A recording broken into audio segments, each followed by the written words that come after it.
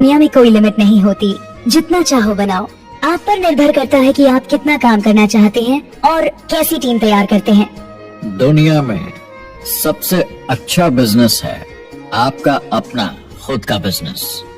आज की दुनिया में जब कोई भी कुछ भी बन सकता है, तो क्यों लोग अपनी आजादी छोड़कर औरों के गुलाम बन जाते हैं। सुबह 9 बजे ऑफिस आओ, 6 बजे जाओ और जैसा जैसा मैं बोलूं वैसा करो। अगर आप खुद का काम करना चाहें तो कुछ आम विकल्प हैं, मगर जितना आपको लगता है उससे ज्यादा रिस्क है उसमें। किसी भी रिटेल बिजनेस में दुकान खड़ी करना बहुत महंगा है। सिंपल आइसक्रीम की दुकान लगाना जहां अलग अलग फ्लेवर्स की आइसक्रीम मशीन से निकल कर आ रही हो, 20, 30, 40 लाख से कम की लागत नहीं है। मुझे एक डोनट स्टोर खोलने का मन है, मगर उसके लिए कम से कम 50 लाख रुपए चाहिए। इतने एक्स्ट्रा पैसे किसके पास हैं? ज्यादातर लोग 2-3 बार रिस्क लेते हैं और सब गंवा भी देते हैं। बड़े लोग भी, जैसे रिचर्ड ब्रांसन, मैं उनका बड़ा फैन हूँ, लेकिन उनकी भी आधी कंपनियां पैसे नहीं बनाती। आप लाखों बनाए, प्रॉब्लम्स बढ़ेंगी, करोड़ों बनाए और प्रॉब्लम्स बढ़ेंगी। अब आप और हम तो जानते ही हैं, जितने ज्यादा पैसे हम बनाएंगे, जिम्मेदारी उतनी ज्यादा बढ़ती जाएगी। ज्यादातर लोग कहते हैं कि वो खुद का काम करना चाहते हैं। 70% लोग ऐसा कहते हैं, एक रीसेंट सर्वे के मुताबिक। मगर उन्हें पता नहीं कि करना क्या है। तो क्या करें? एक तरीका है, किसी का बिजनेस खरीद लो, मगर सोचना ये पड़ेगा कि वो बेच क्यों रहा है। या तो बड़ा हार्ड बिजनेस होगा, या जितना सोचा था उतने पैसे नहीं बना रहा होगा। दूसरा तरीका है फ्रेंचाइज ले लीजिए, रिस्क कम, प्रूवन बिजनेस, लेकिन ये महंगा होता है।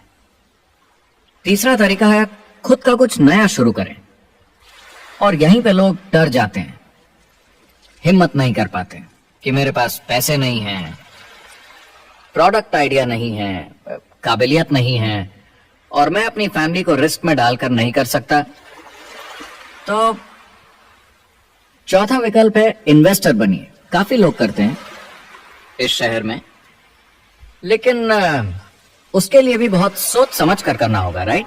वेंचर कैपिटलिस्ट जो एक्सपर्ट होते हैं नए बिजनेस ढूंढकर उनमें इन्वेस्ट करने में, वो भी 11 में से सिर्फ 1 में ही पैसे बना पाते हैं। बाकी 10 कुछ खास रिटर्न नहीं देते, ज्यादातर फेल हो जाते हैं। एंजल इन्वेस्टर्स 15 में से 1 में कमाते हैं। बिजनेस एक टीम गेम है। मेरे पास अकाउंटेंट्स होने चाहिए, इंजीनियर्स होने चाहिए, सिस्टम डिजाइनर्स होने चाहिए, sales, marketing, accounting, admissions team, legal team होनी चाहिए। एक एवरेज इंसान में और मुझमें भी इतनी काबिलियत नहीं कि मैं इन सबको एक साथ ला सकूं।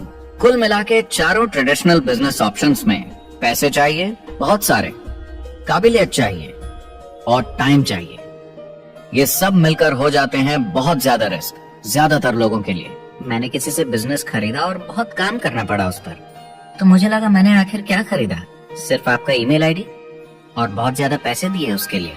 जो लोग खुद का बिजनेस शुरू करते हैं वो बहुत ज्यादा पैसा, टाइम और एफर्ट लगाते हैं सिर्फ शुरू करने के लिए, और जितना ज्यादा पैसा आपने लगाया उतना ज्यादा काम भी करना पड़ता है। आप जानते हैं रेस्टोरेंट्स का सक्सेस रेट क्या है? कितना है? करीब 90% फेल हो जाते हैं। 90% कितने टाइम में? 1 साल से कम में। मैं फ्रेंचाइज रेस्टोरेंट्स की बात नहीं कर रही, वो अलग ही खेल है। जी। हमारे स्टूडेंट्स को फ्रेंचाइज नहीं मिलती, बहुत सारे पैसे डालने होंगे, और मैकडॉनल्ड्स जैसी फ्रेंचाइज के लिए पहले कंपनी के कोई साथ चांस नहीं है उनके लिए। काम करना पड़ता है सब सीखने के लिए। मान लो अगर ऐसा तरीका हो कि आपको सब कुछ तैयार मिले, बना बनाया, और मालिक भी आप खुद ही हो, दोनों मिले, तो कैसा होगा? बोलने का मतलब आपको जीरो से नहीं बनाना पड़ा, आपको बड़ा लीडर भी होने की जरूरत नहीं, नया प्रोडक्ट भी नहीं बनाना पड़ा, ऑलरेडी कामयाब प्रोडक्ट मिला, सिस्टम भी तैयार, ट्रेनिंग भी सेट, सब कुछ मिला, सिवाय एम्प्लॉयर या मालिक के। बस यही नहीं मिला। आपको लगता है कि ऐसे माहौल में ज्यादा से ज्यादा लोग खुद के लिए काम करना चाहेंगे?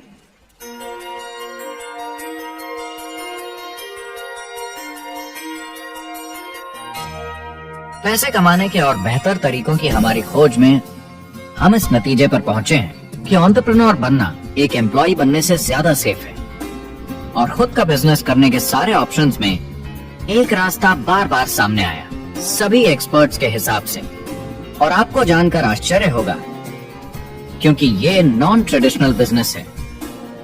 और ये मॉडल है लोगों को खुद का बिजनेस स्टार्ट करके एंटरप्रेन्योर बनने के लिए एक नेटवर्क मार्केटिंग बिजनेस के जरिए।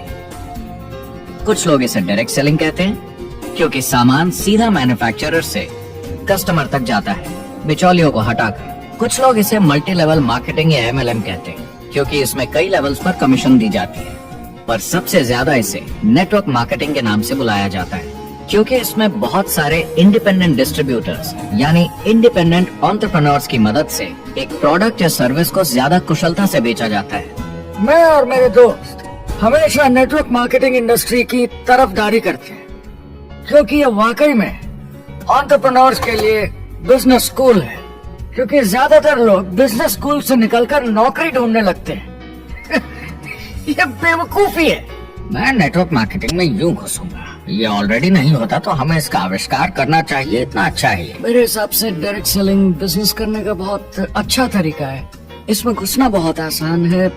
आप खुद का काम कर रहे हैं एक एंटरप्रेन्योर बनकर। जब हमें अरबपति बिजनेसमैन दिखते हैं नेटवर्क मार्केटिंग कंपनीज शुरू करते हुए, जब हम महान लेखक और उद्योगपतियों को नेटवर्क मार्केटिंग की तारीफ करते हुए सुनते हैं, तो ये क्लियर हो जाता है कि ये एक जबरदस्त इंडस्ट्री है।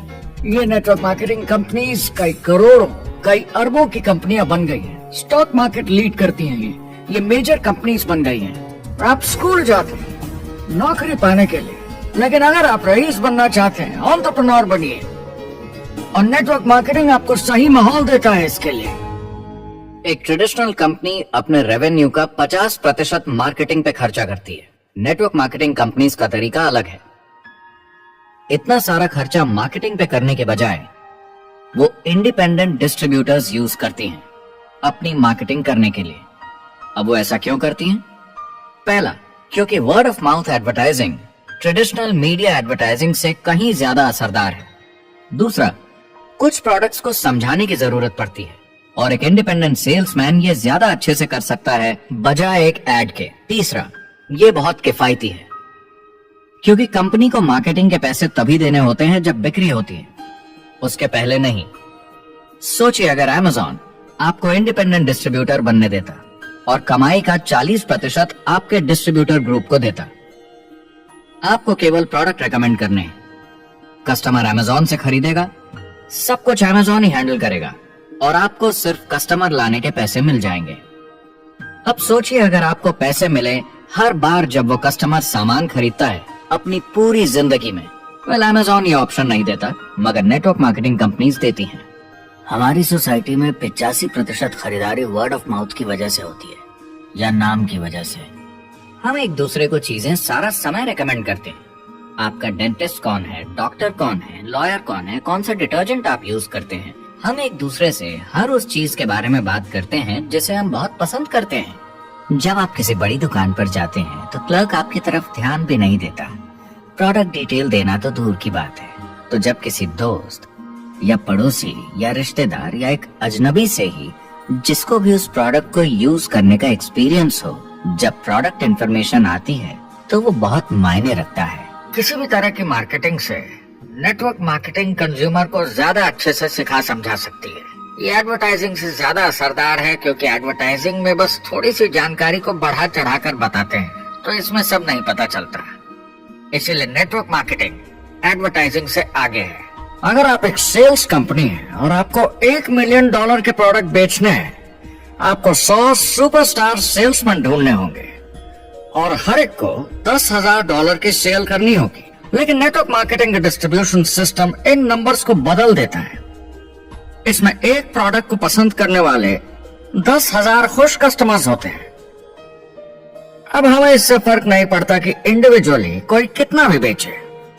अगर सिर्फ $100-200 भी महीने का बेचा तो महीने की $1 से $2 मिलियन की सेल हो जाती है। नेटवर्क मार्केटिंग समझाने का इससे आसान तरीका नहीं हो सकता। ये कंपनी का मार्केटिंग डिपार्टमेंट है। यहाँ दुकान बनाने में पैसे वेस्ट नहीं होते, यहाँ माल पड़े पड़े वेस्ट नहीं होता, यहाँ बिना कस्टमर्स वाले एम्प्लॉइज नहीं होते, यहाँ लोग सीधा कस्टमर से जुड़ जाते हैं। ये कंपनियां बहुत कम कीमत पर लोगों को इंडिपेंडेंट डिस्ट्रीब्यूटर बनने का मौका देती हैं, बिना किसी समय या सेल्स टारगेट के। ये आपका खुद का बिजनेस है तो कम या ज्यादा जितना आप चाहें उतना सेल्स कर सकते हैं। इसका मतलब डिस्ट्रीब्यूटर को खुद का बिजनेस होने के सारे फायदे मिलते हैं बिना रिस्क के। नेटवर्क मार्केटिंग का फायदा है कि इसमें घुसना आसान है, रिस्क कम है और शुरू करने का खर्चा भी कम। बाकी हर काम में रिस्क बहुत ज्यादा है। कम से कम इन्वेस्टमेंट में ये शुरू हो जाता है, बना बनाया सिस्टम मिल जाता है, प्रोडक्ट्स या सर्विसेज जो ऑलरेडी काम कर रहे हैं। नेटवर्क मार्केटिंग एक ऐसा बिजनेस है जो मौका देता है आम जनता को इसमें जुड़ने का। ये मौका देता है एक आम इंसान को जिसके पास खुद का काम शुरू करने के साधन ना हो। तो ये सब समझना तो सीधी सी बात हुई, लेकिन नेटवर्क मार्केटिंग का एक और फायदा है और यही फायदा इसे एंटरप्रेन्योर्स के लिए इतना इंटरेस्टिंग बनाता है। नेटवर्क मार्केटिंग मौका देता है एक डिस्ट्रीब्यूटर को अपना खुद का डिस्ट्रीब्यूटर्स का नेटवर्क बनाने का और फिर उन्हें पैसे मिलते हैं पूरे ग्रुप द्वारा की गई सेल्स के। डायरेक्ट सेलिंग का बेसिक समझना बहुत सिंपल है। ये एक प्रोडक्ट या सर्विस की बिक्री है एक कस्टमर को one on one face to face तरीके से, बिल्कुल जैसे अभी हम बैठकर बात कर रहे हैं। लेकिन इसमें एक जरूरी बात भी है, इस सेल के साथ आती है एक अपॉर्चुनिटी, मौका खुद अपना काम शुरू कर पाने का।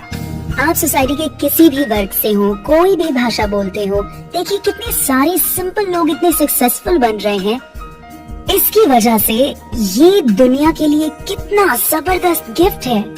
बजाय इसके कि किसी कंपनी में प्रमोशन होते होते ऊपर जाए और प्रूव कर पाए कि आप सेल्स मैनेजर के काबिल हैं, नेटवर्क मार्केटिंग में सबको सेल्स मैनेजर माना जाता है। हर कोई अपनी सेल्स टीम बना सकता है पहले दिन से।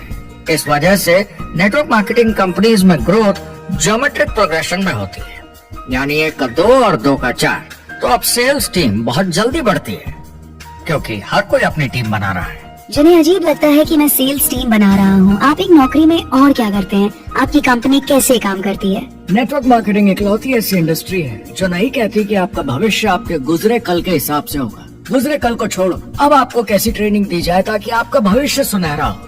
बाकी सारे एम्प्लॉयर बस ये सोचते हैं कि आपको जो ऑलरेडी आता है उसे कैसे निचोड़ के निकाला जाए। नेटवर्क मार्केटिंग में ताकत है अमेरिका और पूरी दुनिया को बचाने की, क्योंकि ये लोगों को सिखाता है कि नौकर नहीं मालिक बने।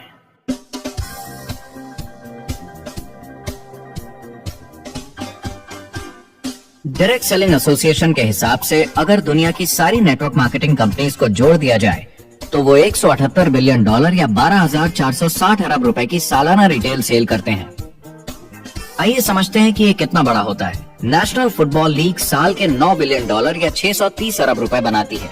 म्यूजिक इंडस्ट्री साल के $16 बिलियन या 1,120 अरब रुपए और मूवी इंडस्ट्री साल के $80 बिलियन या 5,600 अरब रुपए।